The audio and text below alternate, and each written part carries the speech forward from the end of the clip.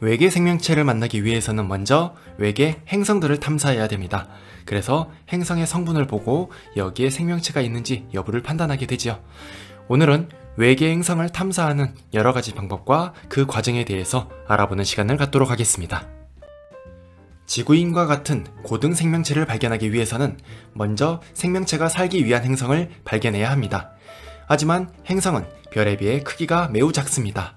그래서 드넓은 우주에서 행성을 직접 관측하기는 사실상 불가능하지요. 그럼에도 불구하고 케플러 위성 등을 통해 외계 행성을 찾고 있는데요. 중심별의 파장 변화, 밝기 변화 등 대부분의 방법은 행성의 존재를 간접적으로 예측하고 있습니다. 천체를 관측하다 보면 천체의 색깔 그리고 밝기가 어두워지는 것을 확인할 수 있을 것입니다. 그러한 현상을 식이라고 하지요. 식은 벌레 먹다 라는 뜻의 한자어인데요.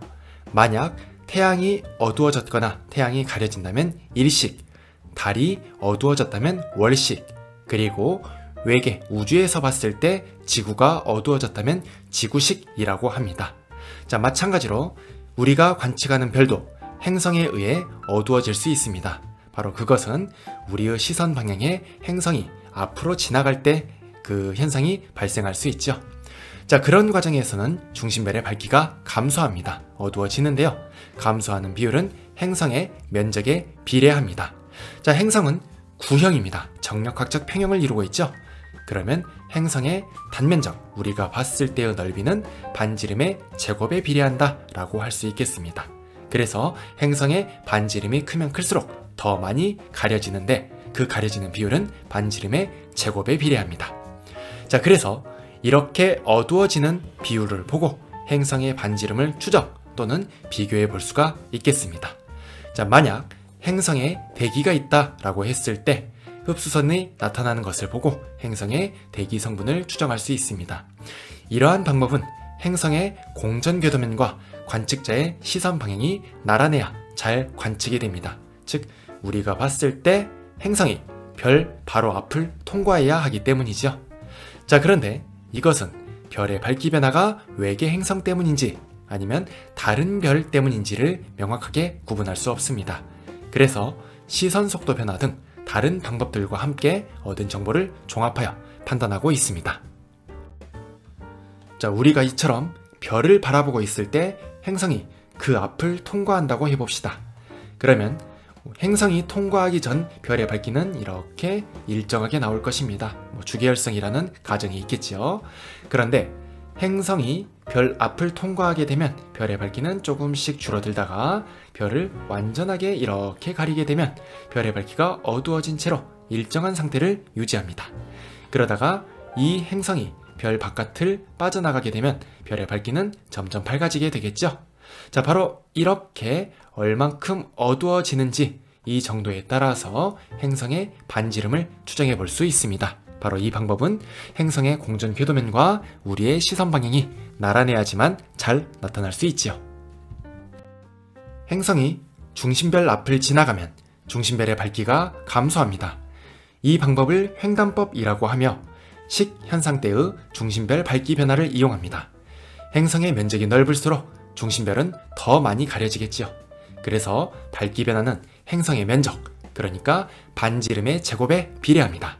가령 같은 조건에서 행성의 반지름이 2배가 된다면 밝기 변화는 4배가 되는 것이지요. 항성에 없는 행성의 대기 성분도 흡수 스펙트럼 등을 통해 알 수 있다는 장점이 있습니다. 다만 행성의 공전궤도면과 관측자의 시선 방향이 나란해야 관측이 용이하다는 제한점이 있습니다.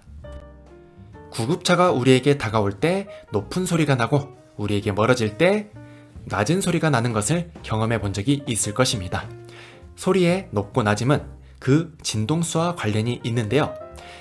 구급차가 가까이 왔을 때 진동수가 커집니다. 그렇기 때문에 높은 음으로 들리고 우리에게 멀어질 때는 진동수가 낮아지기 때문에 낮은 음으로 들리는 것입니다.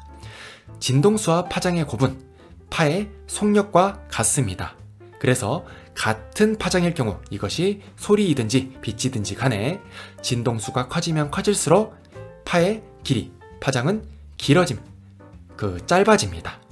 그래서 파장이 짧을수록 진동수는 커지고 진동수가 작아질수록 파장은 길어진다고 할 수 있겠습니다. 그러면 구급차가 우리에게 다가왔을 때 소리의 파장은 평소보다 짧아진다 라고 할 수 있죠. 진동수가 커서 높은 음이 나오기 때문입니다.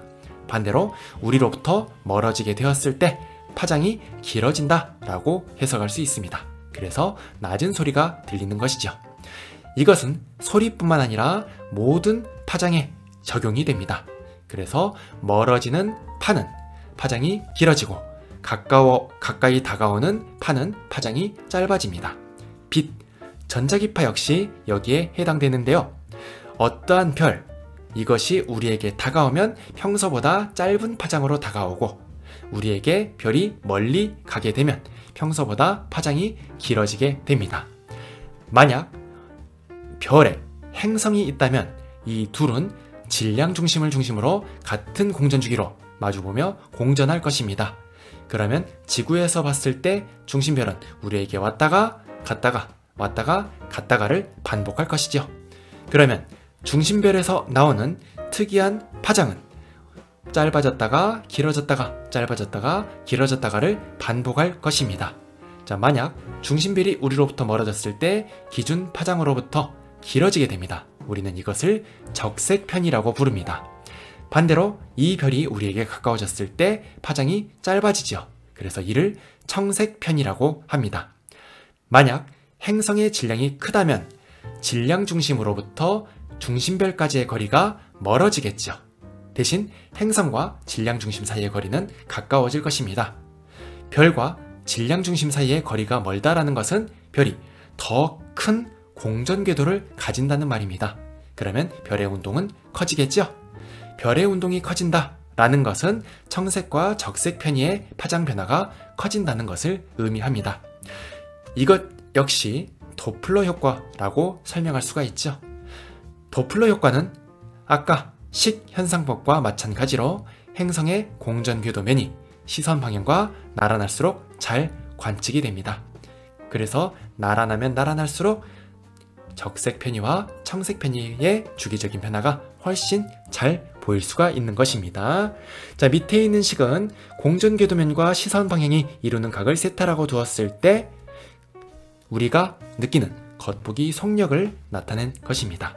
자, 만약 행성의 공전 궤도가 시선 방향과 수직하다면 중심별은 위아래로 움직이지 앞으로 갔다 뒤로 갔다를 하지 않겠죠. 그래서 이때는 도플러 효과가 일어나지 않습니다. 코사인 세타가 90도일 때 코사인 값은 0이라는 것 여기에 적용해 볼 수 있겠죠. 자, 그러면 관측자에 대한 중심별의 위치 변화로 설명해 보도록 하겠습니다. 자, 1번에서는 중심별의 이동 방향이 관측자의 시선 방향과 수직합니다.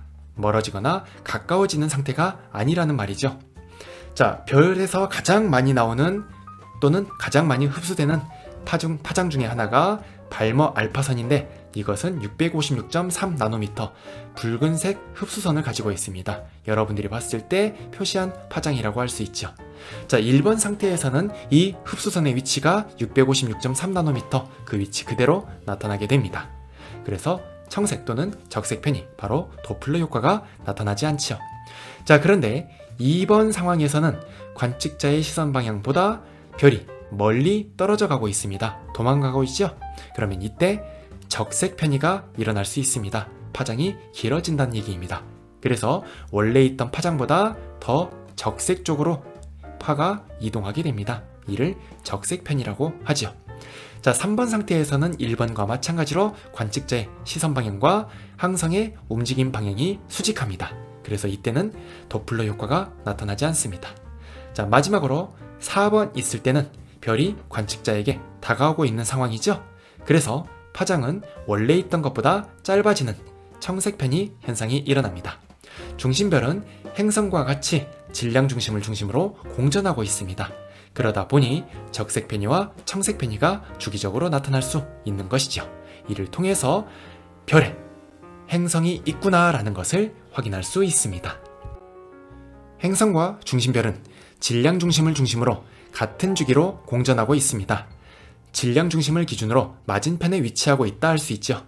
그러면 지구 기준으로 중심별은 왔다 갔다 하고 있을 것입니다. 이는 중심별의 주기적인 파장 변화로 나타납니다. 만약 중심별이 지구로부터 멀어진다면 방출하는 파장은 길어지는데 이를 적색편이라고 합니다. 반대로 지구에 가까워지면 방출 파장이 짧아지는 청색편이가 나타납니다. 마주하는 행성의 질량이 클수록 중심별과 질량 중심까지의 거리는 멀어집니다. 그래서 파장의 변화폭은 더 크게 나타납니다. 이처럼 시선 속도 변화를 이용한 행성 탐사 방법은 횡단법과 같이 행성의 공전 궤도와 시선 방향이 나란할수록 잘 관측됩니다. 상대성 이론에서는 중력을 공간의 왜곡으로 설명하고 있습니다.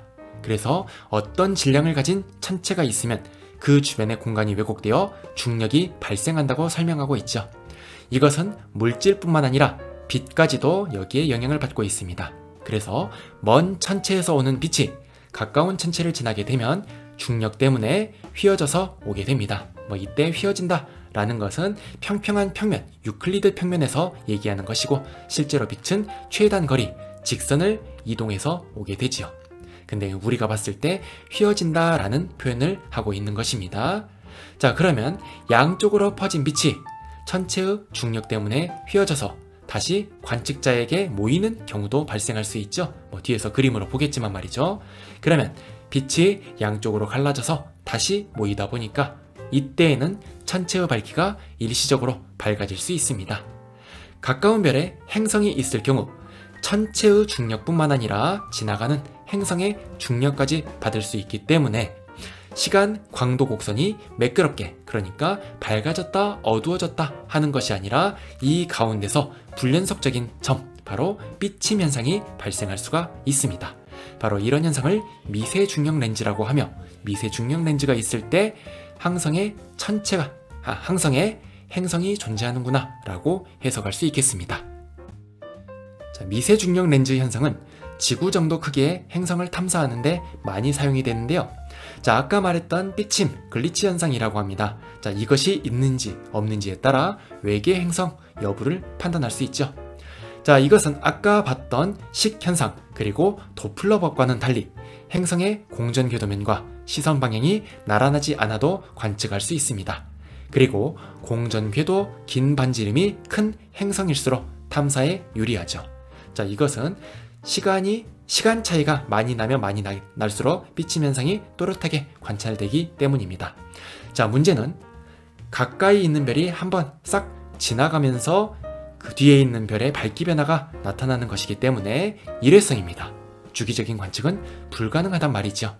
그렇기 때문에 이 방법을 통해서 행성의 물리량 추정은 어렵다는 단점이 있습니다. 그냥 행성이 있구나 정도만 파악하는 방법이라는 얘기지요. 자, 그림으로 보겠습니다. 지구에서 먼 별 A의 밝기를 관측하고 있습니다. 자, 그런데 어느 시점에는 그 사이에 별 B가 이렇게 왼쪽에서 오른쪽으로 이동하고 있습니다.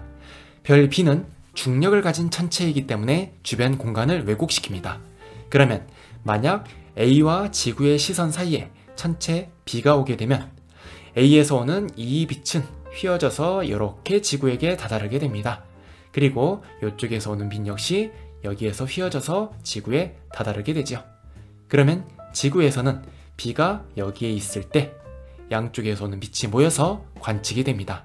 그러면 천체 A가 밝게 관측이 될 수 있는 것이죠. 자, 그래서 시간에 따른 별 A의 상대적 밝기를 이렇게 일종의 산 형태로 나타내 볼 수가 있습니다. 자, 만약 B에 행성이 있다면 이렇게 나타낼 수 있습니다. 자, 행성이 이 주변 C라는 별 주위를 돌고 있죠. 자, C는 아까와 같이 이렇게 통과하면서 중력 렌즈에 의해서 이렇게 별 A의 밝기를 변화시킵니다. 자, 문제는 C가 이렇게 통과하다가 행성의 공전 궤도와 딱 마주칩니다. 그럼 어떻게 될까요? 자, 여기 어디라고 해볼까요? 자, 이런 형태로 마주쳤다고 해보겠습니다. 자, 그러면 여기에 의해서 별 A의 빛의 경로가 왜곡이 될 수 있습니다. 여기라고 보는 게 좀 더 맞겠죠? 여기. 자, 그러면 이렇게 가다가 빛이 왜곡되고 이렇게 가다 왜곡이 되는데, 왜곡되는 정도는 별 그러니까 별 C보다는 훨씬 덜할 것입니다. 그리고 행성의 크기가 작기 때문에 바짝 변했다 말 것이죠. 그래서 행성이 지나갔을 때는 중간에 이렇게 비침 현상, 글리치 현상이 발생하게 됩니다. 바로 이것을 보고 별 C에 행성이 존재하는구나 라는 것을 파악할 수 있는 것입니다. 일반 상대성 이론에 따르면 중력은 시공간의 왜곡으로 나타납니다. 그래서 빛은 최단 거리로 진행하나 천체 주변에서는 일직선 형태로 나타나지 않습니다. 멀리 있는 천체에서 오는 빛은 중간의 별이나 행성 같은 천체를 지나게 되면 천체의 중력 때문에 휘어져서 오게 됩니다. 휘어진다 라는 의미를 아까 설명했었죠. 평면 기준으로 봤을 때 휘어진다는 의미임에 주의하시기 바랍니다. 그래서 멀리 있는 별, 별빛의 경로에 위치한 별, 지구의 관측자가 일직선상에 위치할 때 먼 빛이 마치 모아져서 오는 듯한 현상이 나타납니다. 마치 볼록 렌즈를 통과한 빛이 모아지는 것 같다고 하여 중력 렌즈라고 합니다.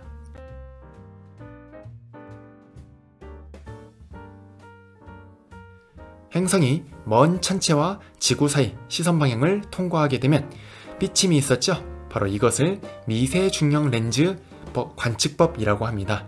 주로 지구 정도 크기의 행성을 탐사하는 데 쓰입니다. 미세 중력 렌즈 현상은 앞에 두 방법, 그러니까 식현상법이라든지 도플러법과는 달리 행성의 공전 궤도면과 시선 방향이 나란하지 않아도 관측할 수 있습니다. 하지만 별 A, 별 B, 지구의 시선 방향이 나란할 때만 관측 가능하므로 주기적인 관측은 불가능합니다. 그래서 행성의 물리량 추정이 어렵다는 단점이 있습니다. 마지막으로 가까운 별인데 행성이 있는 경우에 대한 방법을 얘기해 보겠습니다. 가까이 있는 별이면 직접 촬영하면 되겠죠? 그런데 이 중심별의 밝기가 행성에 비해 매우 밝을 때는 중심별을 가리고 촬영하게 됩니다. 이러한 방법을 스타쉐이드법이라고도 하지요. 자, 직접 촬영법을 통해서 행성의 존재를 사진으로 확인할 수 있습니다. 그리고 분광 관측을 통해서 어떤 대기 성분이 있는지를 추정할 수 있죠. 이 방법은 지구와 중심별까지의 거리가 가까워야지만이 촬영이 가능한 방법입니다. 자, 지금까지 얘기했던 식현상법, 도플러법, 미세 중력 렌즈법은 빛의 변화를 통해서 파장이라든지 아니면 밝기라든지 이런 것들의 변화를 통해서 행성이 있구나 라는 간접 탐사법이라는 점, 이것을 직접 촬영법과 구분을 하시면 좋겠습니다. 자, 여기에 가운데 보면 십자가 있죠? 오른쪽 그림에 이게 중심별을 가려놓은 겁니다. 자, 그 상태에서 적외선으로 행성을 관측한 것이 오른쪽 그림에 있지요. 가까운 행성계는 행성을 직접 촬영할 수 있습니다. 다만 중심별의 밝기가 행성에 비해 매우 밝으므로 중심별을 가리고 촬영합니다. 이를 스타쉐이드 기법이라고 합니다. 직접 촬영법은 행성의 존재를 사진으로 확인할 수 있으며 분광 관측을 통해 대기 성분을 추정할 수 있습니다. 식현상, 도플러 효과, 미세 중력 렌즈를 이용한 방법은 간접 탐사법이라는 것이 직접 촬영과의 차이점임을 기억하세요. 이런 여러 방법들을 통해 지구와 질량이 비슷하고 암석으로 이루어진 행성을 찾고자 노력하고 있습니다. 왜냐? 생명활동이 가능한 외계 행성이 지구라는 행성의 미래이기 때문이지요. 자, 맨 처음에 외계 행성계 탐사를 했을 때는 질량이 크고 중심별과 가까운 행성을 주로 관측했습니다. 그래야지만이 중심별도 멀리서 돌아서 파장의 변화도 크고, 그리고 중심별과 가깝기 때문에 식현상도 잘 일어나기 때문이었었죠. 이후 우주망원경을 발사하고 나서는 지구와 비슷한 질량, 그리고 더 작은 행성들도 관측할 수 있었습니다. 자, 이렇게 관측한 행성들은 목성형 기체 행성이라든지 아니면 해왕성과 같은 얼음으로 이루어진 행성이 많았습니다. 우리가 찾고자 하는 지구형 행성은 주로 잘 찾지 못했었죠. 자, 그러면 왜 지구형 행성을 찾아야 되느냐? 바로 여기에 지구와 환경이 비슷할 것이라는 예측을 할 수 있고, 그럼으로써 지적 생명체가 발견될 수 있으리라는 희망을 가질 수가 있기 때문이었었죠. 자, 그림은 연도별로 외계 행성이 탐사되는 횟수 그리고 간단한 물리량을 나타낸 것입니다. 자, 목성의 질량을 1이라고 했을 때 다른 행성들의 질량을 표현한 거예요. 초기에는 굉장히 질량이 큰, 그러니까 목성보다 약 10배 정도 큰 행성도 발견을 했으나 시간이 점점 지나고 지날수록 작은 질량의 행성들, 그러니까 초록색 점이 아래로 내려오는 거 보이시죠? 2014년엔 아주 작은, 그러니까 1000분의 1보다 작은 질량을 가진 행성, 지구보다 작은 질량의 행성들도 발견할 수 있었습니다. 자, 아무튼 이렇게 행성을 더욱 많이 발견하고 있습니다. 자, 여기도 식현상, 도플러 효과, 미세 중력 렌즈 직접 촬영법이 있는데요. 식현상 같은 경우 중심별까지의 거리가 짧은, 그러니까 가까이 있는 행성들을 주로 발견했습니다. 그리고 지구 정도의 거리, 지구보다 조금 더 먼 거리는 도플러 효과를 통해서 관측을 했고요. 미세 중력 렌즈는 뜨문뜨문 이 사이에서 발견이 되고 있습니다. 자, 여러분들이 봤을 때 목성 질량을 1이라고 했을 때 이거보다 무거운 행성들이 많이 발견되고 있음을 알 수 있습니다. 참고로 목성은 지구보다 질량이 318배 정도 큽니다. 그래서 지구의 질량을 표현하자면 어디에 있느냐? 바로 요쯤에 있습니다. 그러니까 대부분 발견되는 행성들은 지구보다 질량이 크다고 할 수 있지요. 직접 촬영법의 경우 중심별까지의 거리가 멀고 질량이 큰 행성들을 주로 관측하고 있습니다. 그리고 중심별의 질량에 따른 외계 행성의 개수, 그러니까 누적된 데이터입니다. 태양을 1이라고 했을 때 태양 질량과 거의 비슷한 중심별에서 외계 행성을 많이 가지고 있는 것을 알 수가 있었습니다. 뭐 그렇게 보자면 지구에서 고등 생명체가 태어나는 것도 어찌 보면 우연은 아니었었다, 뭐 이렇게 생각할 수도 있겠죠. 우연이 아니었다면 이러한 별들을 탐사함으로써 외계 생명체까지도 알아볼 수 있는 여지가 있다는 얘기가 됩니다. 케플러 위성, 외계 행성을 탐사하는 목적을 가진 인공위성이죠. 이것을 발사한 후에 훨씬 더 많은 행성을 발견한다는 것, 이 그래프에서 확인할 수 있습니다. 그리고 2011년까지는 시선속도법, 도플러법이 외계 행성을 발견하는 주된 방법이었다면 2012년부터는 횡단법, 그러니까 식현상이 일어나는 방법을 통해서 발견하는 외계 행성의 수가 급격히 늘어나는 것을 알 수 있습니다. 미세 중력 렌즈는 상대적으로 드문 편이지요. 자, 문제 풀어보겠습니다. 그림은 외계 행성의 식현상에 의해 나타나는 중심별의 밝기 변화를 나타낸 것입니다. 자, 기억, A 기간은 행성의 공전 주기에 해당한다. 자, 처음에 가릴 때부터 다음 가릴 때까지의 기간이 되겠죠. 자, 요겁니다. 중심별이 요렇게 있을 때 외계 행성이 요렇게 통과하고 있습니다. 자, 그러면은 외계 행성이 여기에 있다가 여기에 있다가 이제 여기에 있다가 뭐 여기에 있을 수 있겠죠. 자, 그럼 여기 두 번째입니다. 여기에서부터 밝기가 어두워지죠. 그리고 한 바퀴 쭉 돌아서 다시 여기에 올 때까지 걸리는 시간이 A입니다. 따라서 공전주기라고 할 수 있지요. 행성의 반지름이 2배가 되면 B는 2배가 된다. 자, B는 얼마만큼 가려지는지를 나타내는 것입니다. 행성의 반지름이 2배가 되면은 가려지는 면적, 자, 이것은 4배가 되겠죠. 그래서 B, 가려지는 밝기 변화는 4배가 됩니다. 반지름의 제곱에 비례합니다. C 기간에 중심별의 스펙트럼을 관측하면 적색 편이가 청색 편이보다 먼저 나타난다. 자, C 기간이 어디냐? 여기 시기에서부터 한 바퀴 쭉 돌아서 여기 시기까지를 의미합니다. 자, 그럼 행성이 여기로 갔다 라는 거, 행성은 이제 뒤로 가려고 하겠죠. 지구에서 봤을 때 말이죠. 그러면 이때 중심별은 뒤로 갈까요? 앞으로 올까요? 질량 중심을 중심으로 마주하며 돌고 있으므로 이때 중심별은 우리 쪽으로 다가오려고 할 것입니다. 그래서 이때는 청색 편이가 먼저 나타납니다. 자, 그래서 답은 기억 1번입니다. 자, 다음은 우리나라 이름을 사용하는 백두와 한라라는 외계 행성계입니다. 자, 그래서 우리나라 천문학자가 발견했기 때문에 이런 이름을 붙여지게 되었었지요. 자, 여러분들의 시선이 여기 있다라고 해보겠습니다. 그리고 우리는 위에서 별들과 외계 행성을 바라보고 있습니다. 자, 중심별이 이렇게 있고 이 중심별의 주위를 외계 행성이 이렇게 돌고 있습니다. 뭐 요 방향으로 돈다고 해볼게요. 그럼 중심별 역시 질량 중심을 중심으로 이렇게 공전을 할 것입니다. 자, 이에 대한 설명으로 옳은 것만을 보도록 하겠습니다. T1인 백두입니다. 백두가 중심별이죠. T1일 때 백두는 후퇴하고 있습니다. 멀어지고 있죠. 그럼 이때는 적색 편의가 나타날 것입니다. 자, 니은 태양으로부터 한라까지의 거리는 T2일 때보다 T3일 때 멀다 라고 했습니다. 자, T2는 어느 시기냐? 보겠습니다. 백두의 시선 속도 변화죠? 그럼 여기 방금 표시했을 때가 T1입니다.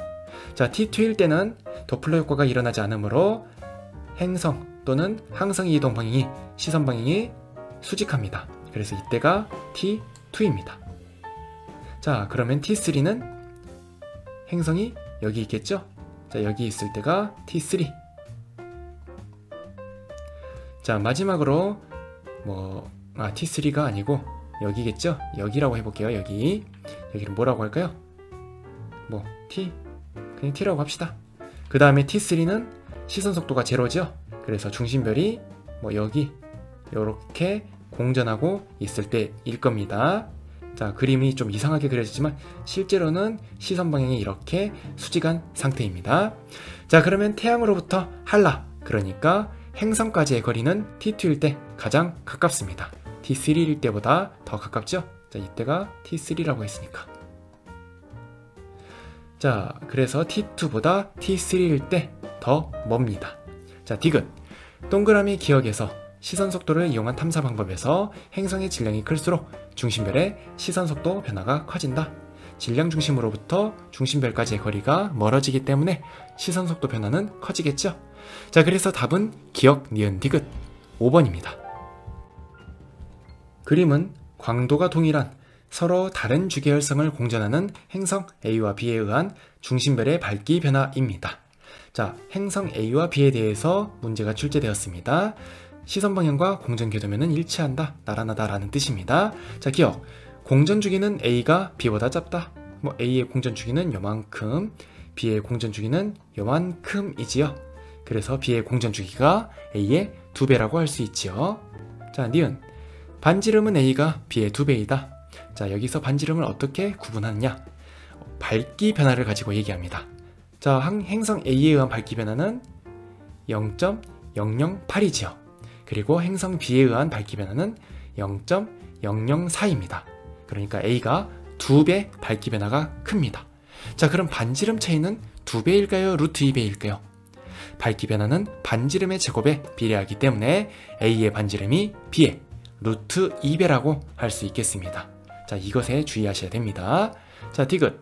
T1 시기에는 A, B 모두 지구에 가까워지고 있다. 자, A, B는 행성입니다. 자, 어떤 시기냐? 자, 이겁니다. 중심별이 이렇게 있을 때 행성의 공전궤도면이 시선 방향과 나란하고 T1일 때, T2일 때는 모두 행성이 여기에 위치할 때입니다. 자, 요렇게 가는데 요렇게 여기에 위치할 때입니다. 그러면 행성은 요 다음은 어떻게 가겠습니까? 요렇게 뒤로 가겠죠? 그래서 지구에 멀어지고 있는 시기입니다. 자, 그래서 답은 기억 1번입니다. 그림 가와 나는 어느 외계 행성에 의한 중심별의 시선 속도 변화와 밝기 변화를 나타낸 것입니다. 자, 이에 대한 옳은 설명을 보겠습니다. 기억. 관측 시간은 T1이 T2보다 길다. 자, T1이라는 것은 시선 속도 변화가 일치할 때까지 걸리는 시간이죠. 바로 주기입니다. 행성의 주기입니다. 자, T2는 뭐냐? 행성에 의해 중심별이 가려질 때, 그러니까 처음에 가려질 때부터 완전히 벗어날 때까지 걸린 시간입니다. 자, 그래서 관측 시간은 T1이 T2보다 깁니다. 자, 니은. T일 때 외계 행성은 지구로부터 멀어진다. 자, T일 때 중심별은 접근하고 있습니다. 그럼 외계 행성은 멀어지고 있겠죠? 자, 디귿. 중심별의 반지름 분의 행성의 반지름 값이 클수록 기억. 자, 여기 밝기 변화 값은 커진다. 자, 분자가 행성의 반지름이 있죠? 얘가 커질수록 밝기 변화는 커집니다. 자, 그래서 답은 기억, 니은, 디귿 5번입니다. 그림 가와 나는 어느 외계 행성에 의한 중심별의 시선 속도 변화와 겉보기 밝기 변화를 나타낸 것입니다. 나의 스몰 t는 t 가의 t1, 2, 3, 4 중 하나라고 했습니다. 자, 이런 형태의 문제가 나오면 그냥 그려보세요. 자, 여러분들의 눈깔이 여기 있습니다. 시선이 여기 있고 중심별이 여기 있습니다. 그리고 중심별을 행성이 돌고 있죠. 하나, 둘, 셋, 넷.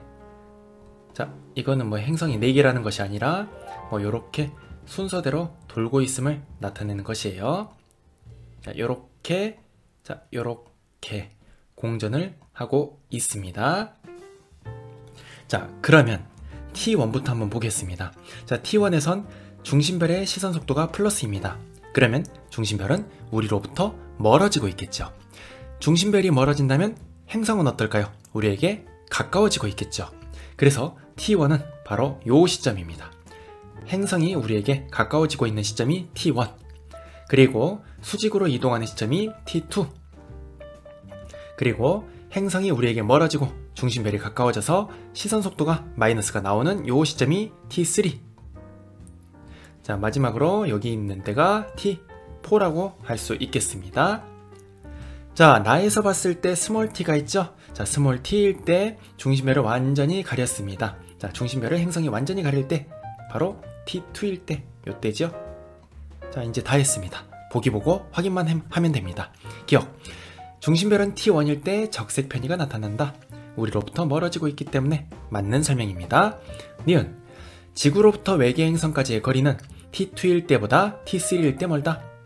T2, T3, 그렇죠? 자, 디귿, 나의 스몰 t는 가의 T4이다. T4가 아니라 T2였었죠? 자, 그래서 답은 기억 니은 3번입니다.